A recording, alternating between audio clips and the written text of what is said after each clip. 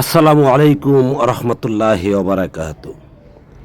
নারীর দেহে 14টা মোকাম আছে, যে মোকামের মধ্যে থেকে আল্লাহ তার কুদরতি প্রকাশ করেন। এই মোকামগুলি তোয়াফ কিংবা ভক্তির মাধ্যমে মুক্তি মিলবে বা জয় করা যাবে। আসুন সর্বপ্রথম চিনুন সেই 14টা মোকাম কি। অর্থাৎ একটা নারীর 4টা হাত পা, চোখ, কপাল, গাল, মুখ, বক্ষ, নাভি এবং সৃষ্টির দরজা।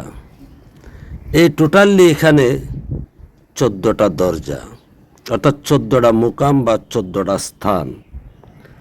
এই 14 স্থান জরিপ করে কিংবা তোয়াফ করে কিংবা আনুগত্যের মাধ্যমে আপনি যেমন একজন নারীকে জয় করতে পারেন, তেমনিভাবে মহান রবের প্রেমলীলায় মত্ত হয়ে রবের রাজি খুশি করার জন্যে এটাই উত্তম পথ।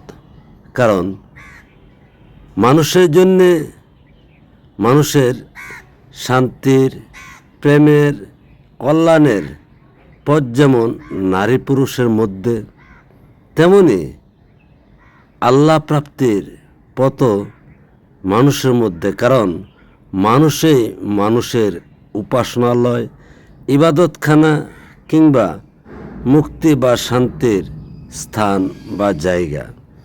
তো সুতরাং এই মানুষের কাছে মুক্তি পেতে, আবার নিজের আত্মমুক্ত হতে বা আত্মতুষ্টি হতে নারী ছাড়া পুরুষের বিকল্প কোনো রাস্তা নেই।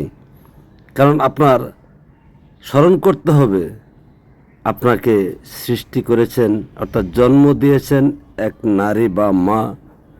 আবার আপনি প্রেমে আবদ্ধ হচ্ছেন একজন নারীর কাছে, যার কাছে আপনার আত্মার যত চাওয়া পাওয়া আছে তা পাওয়ার জন্য তার পিছনে ছুটেন।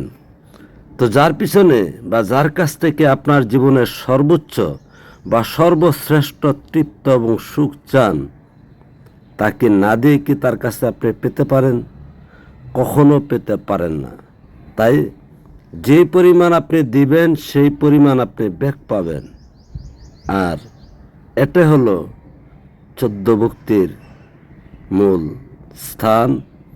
কারণ তাকে ছাড়া আপনি আল্লাহ হতে পারেন না, আল্লাহর প্রিয় হতে পারেন না। তার কারণ হলো পৃথিবীতে যত মহাপুরুষগণ এসেছেন, প্রত্যেক মহাপুরুষের সাথে একজন মহামায়া থাকেন। অর্থাৎ আপনি আল্লাহর প্রেমে, আল্লাহর সর্বোচ্চ মাকামে পৌঁছতে একজন নারী সঙ্গী ছাড়া পুরুষ কখনোই পৌঁছতে পারে না। তেমনি নারীর বেলাও